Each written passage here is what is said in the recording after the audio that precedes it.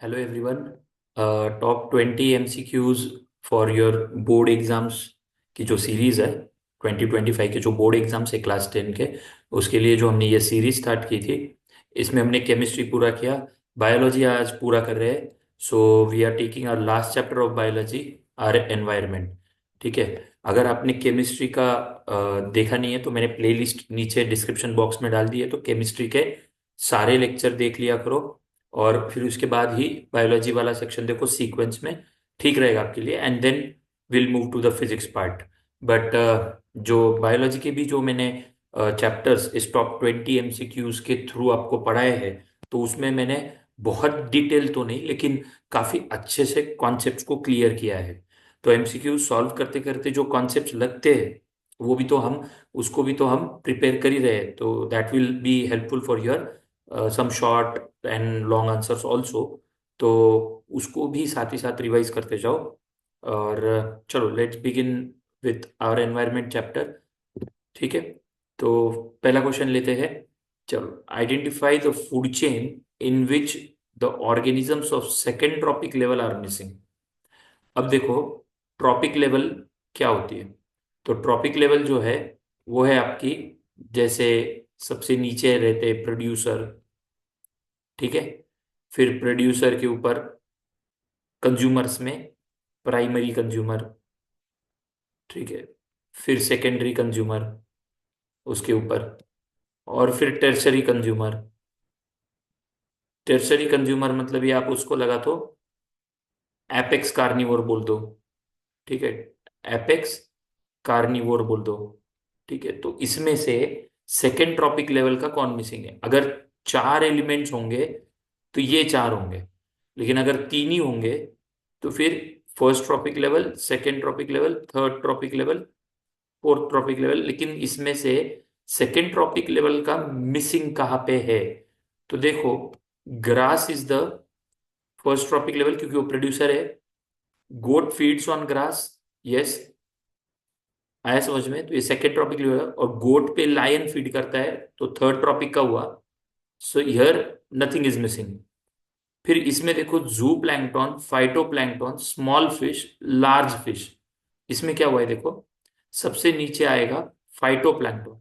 Phyto का मतलब होता है फाइटो प्लैंक्टन, प्लांट्स, है ना। फाइटो प्लैंक्टन का मतलब होता है जो लाइट से एब्जॉर्ब करके एनर्जी को फूड प्रोड्यूस करते हैं, मतलब प्रोड्यूसर है पानी में के फाइटोप्लैंक्टन, है ना, पानी में के प्रोड्यूसर। तो इस पे, इस प्रोड्यूसर पे, मतलब ये फर्स्ट ट्रॉपिक लेवल है, इस पे कौन फीड करेगा? स्मॉल फिश, जो कि सेकेंड ट्रॉपिक लेवल पे। फिर कौन फीड करेगा स्मॉल फिश पे? लार्ज फिश, जो कि थर्ड का है। और लार्ज फिश पे जू प्लैंक्टन फीड करेंगे। आया समझ में? आया।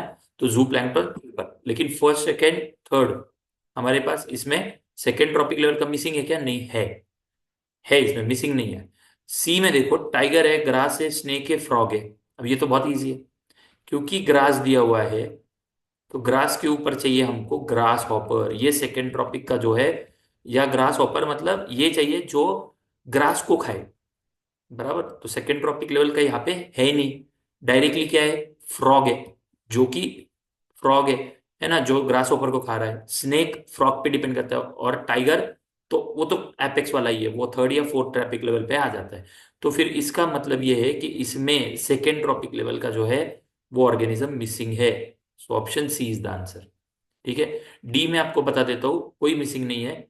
Grass first trophic level, grass पे फीड करता है grass hopper, second trophic level. Grass hopper पे फीड करता है फ्रॉग, थर्ड, है ना। फिर उसके बाद उस पे फीड करता है स्नेक, स्नेक पे फीड करता है ईगल। तो इसमें कोई मिसिंग नहीं है, सी में मिसिंग है। अंडरस्टूड? बहुत ईजी है। इसमें मैं धीरे धीरे जो MCQs के साथ जो कॉन्सेप्ट को भी एक्सप्लेन कर रहा हूँ उसको भी ध्यान दिया करो। तो मैंने आपको पहले भी बताया, हम ऐसे MCQs नहीं लेंगे, मतलब अननेसेसरी आपका भी टाइम नहीं वेस्ट करेंगे बोर्ड एग्जाम के दौरान। और इसमें ये भी नहीं होगा कि आपको जस्ट क्वेश्चन ले लिया, उसका जस्ट आपको आंसर टिक करा के दिया, ऐसे नहीं होगा। एक्सप्लेनेशन के साथ साथ आपको ये काम आ जाएगा, explanation for your theory writing also. चलो नेक्स्ट क्वेश्चन पे मूव करते हैं।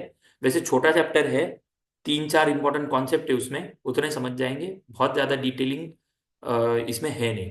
ठीक है। तो आपके जो भी MCQs है वो कम ही आते हैं। In a food chain the third trophic level is always occupied by. तो फूड चेन में थर्ड ट्रॉपिक लेवल में कौन होता है?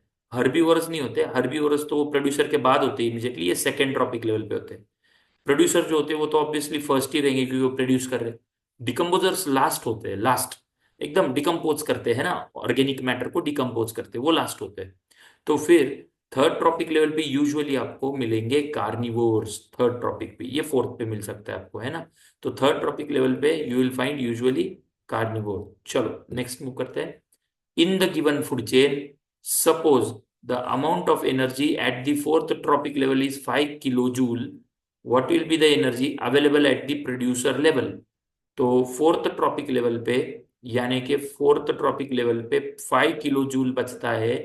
तो ये हुआ थर्ड, ये हुआ सेकेंड, और ये हुआ फर्स्ट। तो फर्स्ट ट्रॉपिक लेवल पे क्या एनर्जी रही होगी प्रोड्यूसर लेवल पे? फर्स्ट यानी प्रोड्यूसर लेवल, है ना।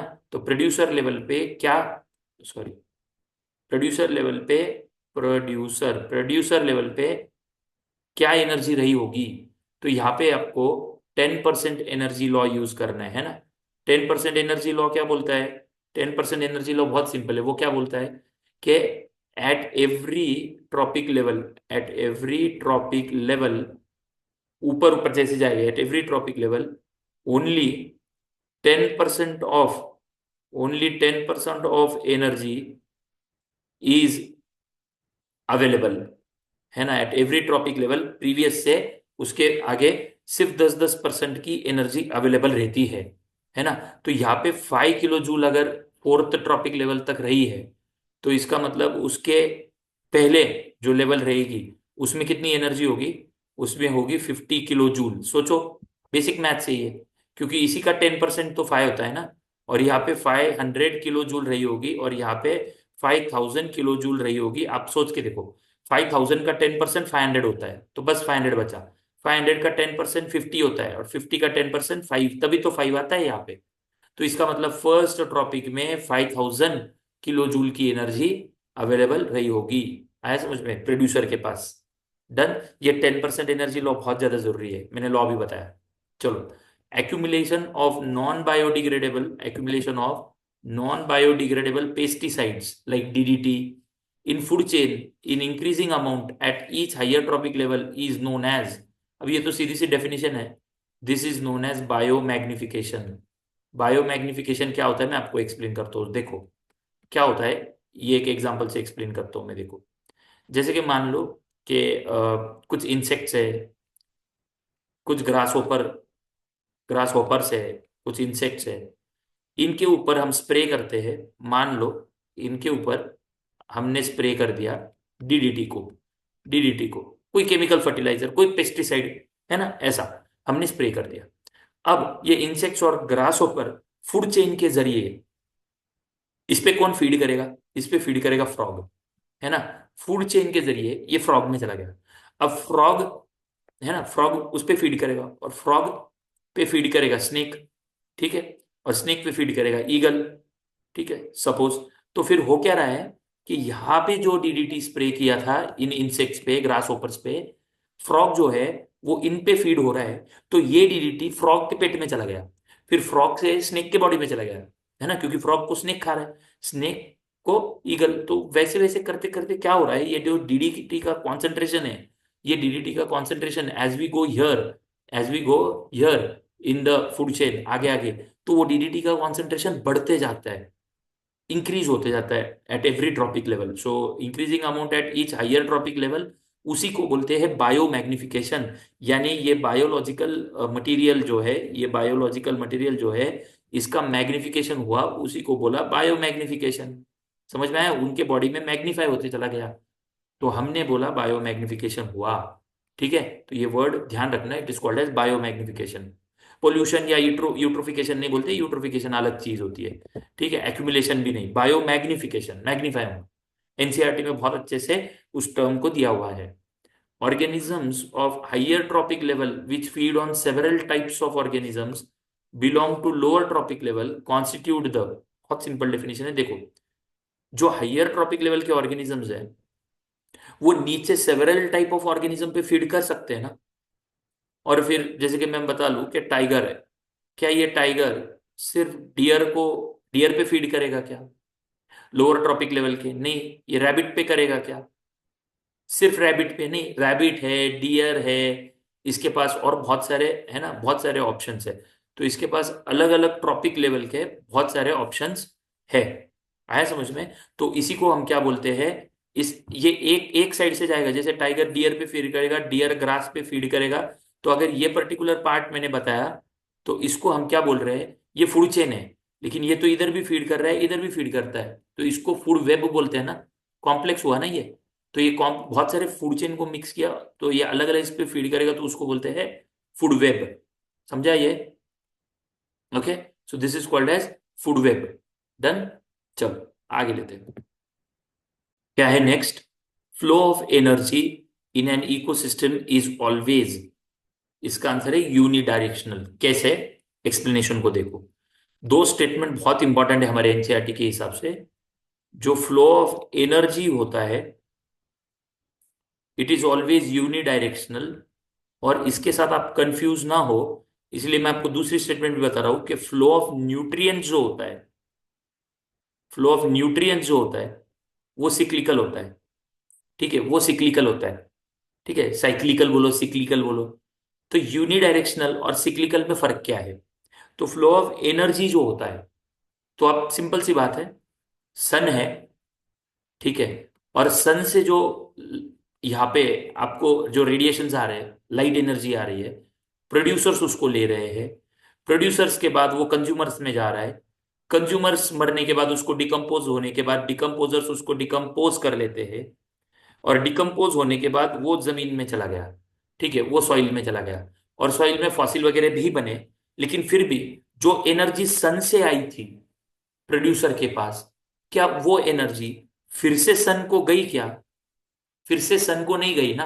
वो फिर से सन को नहीं गई। सन से प्रोड्यूसर, प्रोड्यूसर से कंज्यूमर, कंज्यूमर से डिकम्पोजर, डिकम्पोज हुए, सॉइल में गए, भले ही फॉसिल फ्यूल बना, जो कुछ भी हुआ, बट अल्टीमेटली सन ने दिए हुए रेडिएशनल एनर्जी, रेडिएशन वाली एनर्जी, सन ने दी हुई लाइट एनर्जी, वो सन की तरफ फिर से नहीं गई।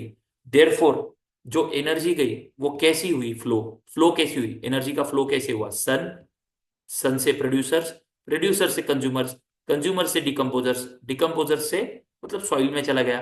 तो वो अल्टीमेटली जो है कि वो एनवायरमेंट में ही गया। तो यहां से पीछे सन में नहीं गया। तो ये क्या हुआ? एक ही डायरेक्शन में गया ना। Therefore this is flow of energy is unidirectional.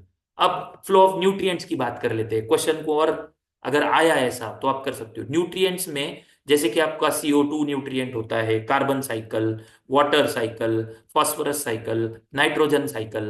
Right? तो कार्बन, नाइट्रोजन, फॉस्फोरस, ये साइकिल होते हैं, साइकिल की बात कर रहे हैं। तो हम बोलते हैं न्यूट्रिएंट्स। तो पानी का फ्लो, या फिर फॉस्फोरस का फ्लो, कार्बन का फ्लो, तो वो जो है कि एक साइकिल में घूमते हैं। राइट? तो फ्लो ऑफ न्यूट्रिएंट जो है वो साइक्लिकल होते हैं, और flow of energy is unidirectional. उसका रीजन मैंने यहाँ पे बताया। Understood now? ये एक अच्छा गिव रीजन भी है कि भाई flow of energy in ecosystem is always unidirectional. तो आप यही एग्जांपल दे सकते हो कि सन से आई हुई एनर्जी फिर वापस सन की तरफ नहीं जाती, therefore it is unidirectional. Easy. चलो आगे बढ़ते हैं। Excessive exposure of humans to UV rays results in what? तो एक्सेसिव एक्सपोजर किया ह्यूमंस को, मतलब स्किन कैंसर वगैरह होता है, तो क्या रिजल्ट होता है? तो देखो एनसीईआरटी पढ़नी पड़ेगी इसके लिए। एनसीईआरटी में क्लियरली मेंशन किया है, और आप ऐसे समझ भी सकते हो कि यूवी रेज की वजह से क्या क्या हो सकता है। इम्यून सिस्टम डैमेज होती है, यस। लंग्स डैमेज नहीं होते, स्किन स्किन कैंसर होता है, यस। और पेप्टिक अल्सर्स नहीं होते। पेप्टिक अल्सर मतलब हमारे स्टमक में के अल्सर्स, ऐसा कुछ नहीं होता। लंग्स नहीं होते। यूवी रेस की वजह से स्किन का डिसऑर्डर तो होगा, स्किन कैंसर, और हमारी इम्यून सिस्टम पे अफेक्ट करता है ना। कुछ इम्यून सेल्स मर जाते हैं यूवी रेस की वजह से, इसलिए इम्यून सिस्टम को प्रॉब्लम होता है। So 1 and 3, where is 1 and 3?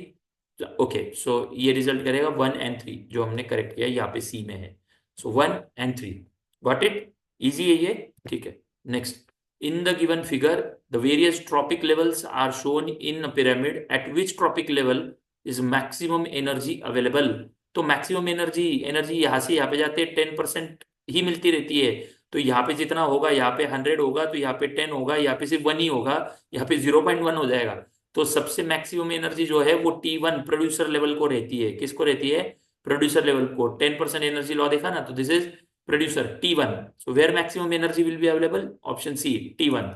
Easy. चलो next, what will happen if deer is missing in the food chain given below? ये बड़ा इंटरेस्टिंग है और इंपॉर्टेंट है, ध्यान दो। इसमें कुछ भी आंसर नहीं लिखना है। अगर डियर मिस कर दिया इस फूड चेन में, तीन ही कंपोनेंट है फूड चेन में, if deer is missing then what will happen? तो ध्यान से सुनना, कभी भी किसी भी फूड चेन से एक भी कंपोनेंट को हटा दिया तो सिर्फ उसके आगे वाले कंपोनेंट पे परिणाम नहीं होता है, उसके पीछे वाले कंपोनेंट पे भी होता है ना। मतलब हमने कोई बीच वाला, ये देखो यहाँ पे क्या है, यहाँ पे है हमारा बीच में डियर, और वो डियर हटाने की बात कर रहे हैं, डियर है। ठीक है, डियर पे कौन फीड कर रहा है? Okay, tiger. ऐसे एरो दिया है डियर टाइगर, और यहाँ पे दिया है ग्रास। ओके ओके चलो, तो ग्रास पे फीड कर रहा है डियर, डियर पे फीड कर रहा है टाइगर। अब अगर आप डियर को हटा देते हो तो इस पे भी परिणाम होगा और इस पे भी होगा, ये ध्यान रखना है आपको। तो वो ध्यान से सुनो कि if there are no deer then what will happen? तो जो ग्रास है इसकी क्वांटिटी बहुत ज्यादा बढ़ जाएगी, क्योंकि ग्रास पे फीड करने वाले डियर है नहीं। So the quantity of grass will increase. और डियर न होने की वजह से डियर पे जो फीड कर रहे हैं tiger, tiger will die due to starvation. They will die due to starvation. Starvation माने भूखमारी से मर जाएंगे, क्योंकि उनके पास, उनको खाने के लिए डियर नहीं है। इस फूड चेन की बात कर रहे हैं हम, इसी फूड चेन की बात कर रहे हैं हम, पूरा नहीं बात कर रहे। आप बोलोगे नहीं सर फिर वो डियर नहीं तो कुछ और खाएगा, बराबर है। लेकिन इस फूड चेन के हिसाब से the tiger will die due to starvation, और ग्रास की पॉपुलेशन बढ़ते ही रहेगी। और टाइगर को खाने को नहीं मिलेगा तो टाइगर की पॉपुलेशन घट जाएगी। तो आप देखो, the population of tiger increases, नहीं, नहीं बढ़ेगी। The population of grass decreases, नहीं, ग्रास की पॉपुलेशन इंक्रीज होगी। Tiger will start eating grass, नहीं, tiger will not start eating grass. The population of tiger will decrease, क्यों? ड्यू टू स्टारवेशन, क्योंकि भूखमारी से वो मर जाएंगे। And the population of grass will increase. Yes, option D. क्या कॉन्सेप्ट समझ में आया? मैंने एक्सप्लेन किया हुआ? चलो गुड, आगे बढ़ते हैं। Some waste are given below, कुछ वेस्ट दिए हुए हैं। बहुत सिंपल है, हमारे पास दो ही वेस्ट है। बायोडिग्रेडेबल वेस्ट होते हैं जो डिग्रेड होते हैं, बायोडिग्रेडेबल वेस्ट, जैसे कि आपका होता है कॉटन। ठीक है, कॉटन होता है। आपके पास होता है कुछ गार्डन, मतलब जैसे कि गार्डन वेस्ट होता है, आप पकड़ सकते हो। प्लांट वेस्ट पकड़ सकते हो, है ना। वेजिटेबल वेस्ट पकड़ सकते हो। ठीक है, प्लांट वेस्ट, वेजिटेबल वेस्ट, ठीक है, ये सब कुछ आप बायोडिग्रेडेबल में पकड़ सकते हो। नॉन बायोडिग्रेडेबल में, नॉन बायोडिग्रेडेबल में क्या पकड़ सकते हो? तो यहाँ पे आएगा आपका प्लास्टिक, मेन तो वही है ना, प्लास्टिक आएगा। फिर आपके पास आएगा ग्लास। ठीक है, ये जो डिकम्पोज ही नहीं हो पाते ना, वो वाले। तो नीचे कुछ वेस्ट दिए हुए हैं, नॉन बायोडिग्रेडेबल वेस्ट कौन से है among these are? Non biodegradable, देखो गार्डन वेस्ट जो है वो बायोडिग्रेडेबल है, बायोडिग्रेडेबल है। Ball point pen refill plastic है, वो नॉन बायोडिग्रेडेबल है। एम्प्टी मेडिसिन बॉटल्स प्लास्टिक की, made up of glass, glass की भी non bio, non biodegradable. Peels of fruits and vegetables, ये तो डिग्रेड हो जाते हैं ना, बायोडिग्रेडेबल है। ओल्ड कॉटन शर्ट, कॉटन जो होता है, देखो कॉटन जो होता है ये डिग्रेडेबल, बायोडिग्रेडेबल है। तो ये बायोडिग्रेडेबल है। नॉन बायोडिग्रेडेबल को पूछ रहे हैं हमको, which of the following are non biodegradable? किधर है, किधर है? 2 and 3, वेर इज ऑप्शन? जहां पे 2 and 3 दिया है, ऑप्शन बी। डन, इजी है ये। हाँ, बहुत सिंपल है, कंसेप्ट को समझ लो, बायोडिग्रेडेबल, डिकम्पोज होने वाले। Okay, which one of the following is not a natural ecosystem? Not a natural ecosystem. Ecosystem habitat जो नेचुरली ग्रो हुई है ना, वो नहीं है। कौन सी वाली नेचुरल नहीं है? देखो, pond, forest, grassland, cropland. Cropland तो हम एग्रीकल्चर में हम खुद कल्टीवेट करते हैं ना, ये एग्रीकल्चर जो है इज कल्टीवेटेड बाय, ये एग्रीकल्चरल लैंड पे होगा, this is done by human, human settlement, I mean human activity है ना ये तो this is not natural. Pond naturally बन जाते हैं, फॉरेस्ट और ग्रासलैंड भी अपने आप नेचुरली बन जाते हैं। Cropland is not natural, it is artificial ecosystem. जैसे कि पानी का एक्वेरियम, एक्वेरियम जैसे आर्टिफिशियल होता है वैसा। ठीक है, तो cropland is also not natural. Okay, next, consider the following statement, consider the following statement. पूछा क्या है? The correct statements are, okay, correct statement की बात कर लेते हैं, ध्यान से देखो। Every step in food chain is called a trophic level, Decomposers convert complex inorganic matter in dead remains of organism into simple substances that go into the soil. देखो confuse करने वाली बातें दे रहे हैं, यहां से बराबर बोल रहे हैं, है ना, जैसे डिकम्पोज करता है dead remains of organism into simple substances जो सॉइल में जाते हैं, लेकिन एक वर्ड की वजह से गड़बड़ कर देते हैं जो हम कंफ्यूज हो जाते हैं। वो बोल रहे हैं decomposers convert complex inorganic matter, गलत। इनऑर्गेनिक मैटर को नहीं तोड़ते decomposers, decomposers breaks, decomposers break the organic matter, inorganic matter नहीं। आया समझ में? ओके। इनऑर्गेनिक को ब्रेक नहीं करते, मैं आपको यहां पे लगा तो लिख देता हूं कि सेकंड स्टेटमेंट जो है यहां पे है कि decomposers, decomposers will decompose, will decompose organic matter, है ना, इनटू सिंपल ऑर्गेनिक, तो वो और कॉम्प्लेक्स को सिंपल करेंगे, इनऑर्गेनिक को नहीं तोड़ेंगे, तो ये गलत है। Done. In a food chain energy level increases from lower trophic level to higher trophic level. अभी तो देखा हमने ऊपर दो क्वेश्चन, ऊपर ऊपर जाएंगे तो एनर्जी लेवल डिक्रीज होगी ना, क्योंकि only 10% energy is available. So second third one is also false. Fourth, linkages between various food chains constitute food web, है ना, बहुत सारे फूड चेन का लिंकेजेस हुआ, उसको हम क्या बोलते हैं? फूड वेब बोलते हैं। और हर स्टेप को फूड चेन में ट्रॉपिक लेवल ही बोलते हैं, एक ट्रॉपिक लेवल से दूसरे ट्रॉपिक गया तो first and fourth is true, first and fourth is true, option B. अभी आपको समझा पूरा, छोटी छोटी चीजों को ध्यान देना है, वर्ड्स को ध्यान देना है। ओके। हाँ। First link in any food chain is usually green plants, सही है। कोई भी फूड चेन में जनरली वो जो है कि वो प्रोड्यूसर से शुरू होता है, जो ग्रीन प्लांट्स होते हैं, और ये प्रोड्यूसर जो होते हैं ये ग्रीन प्लांट्स है, इसका मतलब this will take sunlight, this will produce from where, they will produce from source called sunlight, तो ऑब्वियसली सनलाइट से ही लेंगे, तभी तो ग्रीन प्लांट्स, है ना, क्लोरोफिल और वो सब कुछ यूज करके फोटोसिंथेसिस करेंगे। तो यूजुअली फर्स्ट लिंक जो होती है वो ग्रीन प्लांट्स की क्यों होती है? They are widely distributed, no, they are fixed at one place in the soil, उसकी वजह से थोड़ी ना होगा। They alone have the capacity to synthesise the food, अभी मैंने बताया कि यस, उनके पास वो कैपेसिटी है कि वो फूड को सिंथेसाइज कर पाए सनलाइट के मदद से। Done. Okay. There are more herbivores than carnivores, नहीं ऐसा कुछ नहीं है, ठीक है। ये वही है कि सनलाइट से फूड सिंथेसाइज कर पाते हैं, इसीलिए वो जो है कि यूजुअली फूड चेन में सबसे फर्स्ट लिंक में पाए जाते हैं प्रोड्यूसर। Got it? इजी है। चलो नेक्स्ट आगे बढ़ते हैं। Which of the following statement about food chain and energy flow through ecosystem is false? ध्यान से सुनना, ये बहुत बार आता है कि फॉल्स है ट्रू है, तो उल्टा क्वेश्चन रहता है, तो कभी कभी कंफ्यूज हो जाते हो। कौन सी स्टेटमेंट फॉल्स है? Okay. Food webs include two or more food chains, yes, अभी देखा हमने, दो तीन चार बहुत सारे फूड चेन से फूड वेब बनेगी, true. All organisms that are not producers are consumers, सोचो बराबर है क्या? सारे organisms which are not producers are consumers, ठीक है ना, प्रोड्यूसर नहीं है तो क्या रहेंगे वो? जो प्रोड्यूसर नहीं है तो बचे हुए सारे कंज्यूमर ही होंगे ना, क्योंकि प्लांट छोड़ के बचे हुए क्या है? कंज्यूमर है। इवन डिकम्पोजर भी डिकम्पोज कर रहा है, खा ही रहा है ना, कंज्यूमर ही है वो, तो ये ट्रू है। हमको फॉल्स वाली स्टेटमेंट चाहिए। A single organism can feed eight several trophic levels, हाँ, क्योंकि फूड वेब में वही होता है, अलग अलग ट्रॉपिक लेवल पे फीड कर सकता है, ट्रू। डेट्राइटिवोर्स, डेट्राइटिवोर्स की डेफिनेशन क्या है?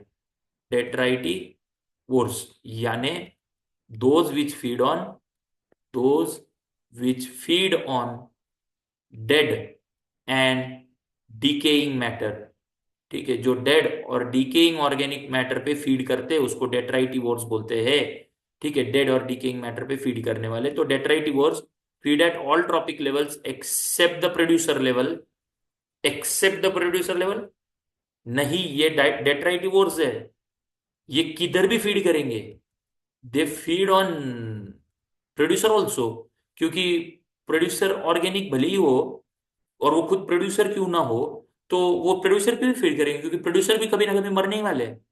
They are going to decay, they are going to become dead, like plants producer होते हैं, तो उस पे डेट्राइटिवोर्स फीड क्यों नहीं करेंगे? करेंगे, क्योंकि वो भी डीके होंगे प्लांट्स। एंड डेट्राइटिवोर्स तो वही है कि जो डेड और डीके मैटर को खाते हैं, तो इन्होंने बोला है कि detritivores they feed at all trophic levels except producer level, नहीं, वो सारे लेवल के डेड मैटर को खाते हैं। This is false.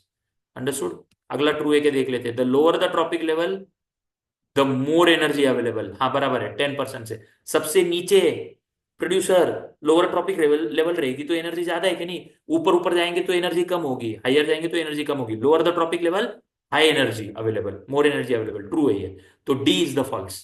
क्यों फॉल्स मैंने बताया? क्योंकि डेट्राइटिवर सारे लेवल पे फीड करते हैं। ओके, चलो नेक्स्ट बढ़ते हैं।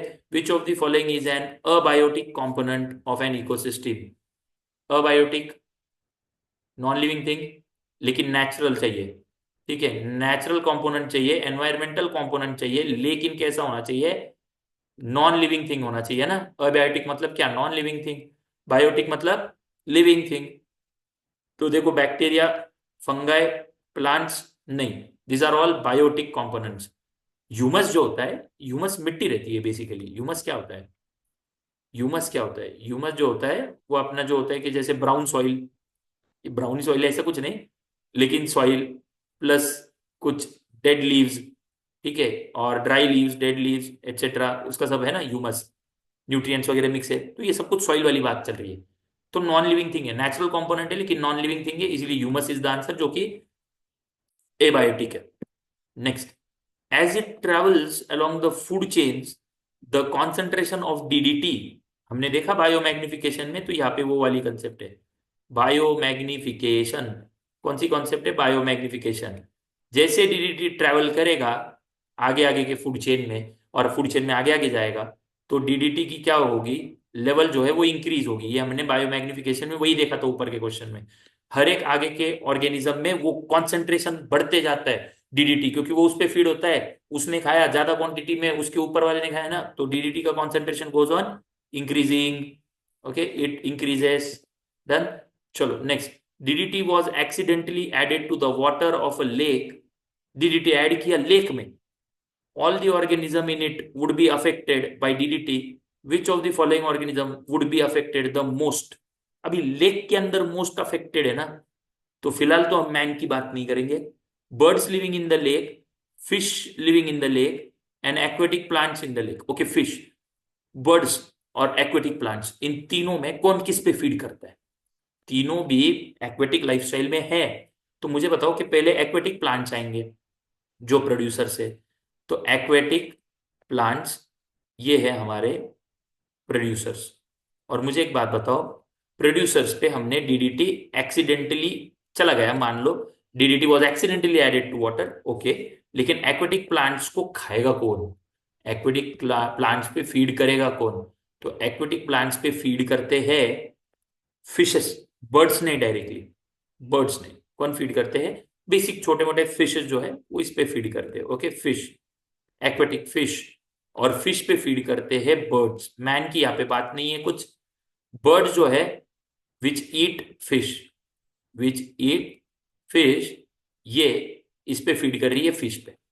तो मुझे बताओ डीडीटी इस फिश के स्टमक में, फिश के बॉडी में कॉन्सेंट्रेट हुआ, और उस फिश को बर्ड्स ने खाया, तो बर्ड्स में बायोमैग्निफिकेशन ज्यादा हुआ ना, बर्ड्स में बायोमैग्निफिकेशन मैक्सिमम हुआ, और वहां पे डीडीटी कॉन्सेंट्रेशन बहुत तेजी से, आई मीन बहुत ज्यादा बढ़ गया। तो birds are which are feeding on fish, जो लेक में रह रहे, वो फिश पे फीड कर रहे, वो सबसे ज्यादा अफेक्टेड होते हैं। Option B, birds get affected. Done. चलो ऑलमोस्ट लास्ट क्वेश्चन। डन। आगे देखते हैं। In 1987 agreement was formulated by United Nations Environmental Programme. United Nations Environmental Programme, UNEP ने फ्रीज किया था उस 1987 के एग्रीमेंट में production of X, X freeze किया इसका प्रोडक्शन। क्यों? To prevent depletion of Y, Y को डिप्लीट होने से बचाने का है, तो एक्स का प्रोडक्शन रुकाया। तो एक्स और वाई क्या है? तो देखो सी एफ सीज, बहुत इंपॉर्टेंट है। इसको हम बोल रहे हैं क्लोरो फ्लोरो कार्बन्स। ठीक है, what are this? C F C, chloro fluoro carbon, CHLO। तो क्लोरो फ्लोरो कार्बन्स है, ये आपको मिल रहा है रेफ्रिजरेटर में, एसी में। ठीक है, रेफ्रिजरेटर में, एसी में, एयर कंडीशंस में। यहाँ पे क्या होता है? यहाँ पे वो रेफ्रिजरेंट के तौर पे ठंडा करने के लिए क्लोरोफ्लोरोकार्बन CFC यूज कर रहे हैं, जो कि जो कि हार्मफुल होता है, ओजोन डिप्लीशन कराता है। क्या कराता है? Ozone depletion. तो यूनाइटेड नेशन एनवायरमेंटल प्रोग्राम ने ऐसा लिया, एग्रीमेंट पास किया कि ऐसा एग्रीमेंट फॉर्मुलेट किया कि अभी हम इसका प्रोडक्शन रोक देंगे, सीएफसी का। डन। क्यों? क्यों? To prevent the depletion of what, मैंने बोला ना, ओजोन का depletion. So Y is what? Ozone. उसका डिप्लीशन रोकने के लिए। So what is X and Y respectively? CFC, X CFC है क्योंकि उसका प्रोडक्शन रुकवाया, ओजोन डिप्लीशन कम करने के लिए। Done. So option C. Understood? Any doubt? Easy है, बहुत ही इजी चैप्टर था, और बहुत ही इंटरेस्टिंग और सिंपल सिंपल क्वेश्चंस होते हैं। लेकिन आपको इसमें ना थोड़ा सा थियोरेटिकल एस्पेक्ट पता होना चाहिए। इसमें आपको थोड़ी एनसीईआरटी को डीपली लर्न करना पड़ता है, learn in the sense read करना पड़ता है। ठीक है, तो एनसीईआरटी को थोड़ा सा लाइन टू लाइन अंडरलाइन करके डीपली इसको रीड करो। बायोलॉजी के और केमिस्ट्री की एनसीईआरटी रीड करना बहुत जरूरी होता है, क्योंकि ऐसे एमसीक्यूज उसी से बनते हैं डायरेक्टली, सीधा सीधा। ओके। हमने बहुत अच्छे तरीके से केमिस्ट्री और बायोलॉजी के एमसीक्यूज को कंप्लीट किया। Tomorrow onwards we will start with physics, just 4 chapters, and will quickly finish those 4 chapters also. Surely आपको सारे चैप्टर्स ये बोर्ड एग्जाम को हेल्प करने वाले। Do watch the entire series and stay tune. Thank you.